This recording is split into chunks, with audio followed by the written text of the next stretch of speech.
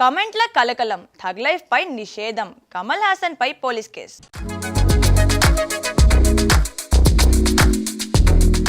ప్రముఖ నటుడు కమల్ హాసన్ కన్నడ భాషపై చేసిన వ్యాఖ్యలు కర్ణాటకలో తీవ్ర దుమారం రేపాయి.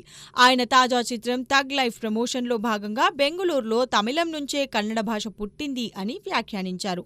ఈ కామెంట్లు కన్నడిగుల మనోభావాలను గాయపరిచాయని ఆయనపై బెంగుళూరు ఆర్టీ నగర్ పోలీస్ స్టేషన్లో కర్ణాటక రక్షణ వేదిక ఫిర్యాదు చేసింది. కన్నడ భాషను అవమానించారంటూ చర్యలు తీసుకోవాలని డిమాండ్ చేశారు. కర్ణాటకలో పలుచోట్ల కమల్కు వ్యతిరేకంగా నిరసనలు జరుగుతున్నాయి. థగ్ లైఫ్ సినిమాను నిషేధించాలని Karnataka film chamber of commerce కు ఒత్తిడి పెరుగుతోంది.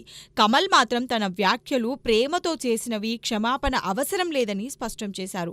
కర్ణాటకలో ఇప్పటికే భాషా వివాదాలు ఉన్న నేపథ్యంలో ఈ వ్యాఖ్యలు మరింత ఆజ్యం పోశాయి. జూన్ 5న విడుదల కానున్న థగ్ లైఫ్ సినిమా రిలీజ్పై ఉత్కంఠ నెలకొంది. కమల్ క్షమాపణ చెబితేనే ఈ వివాదం చల్లారే అవకాశం ఉంది.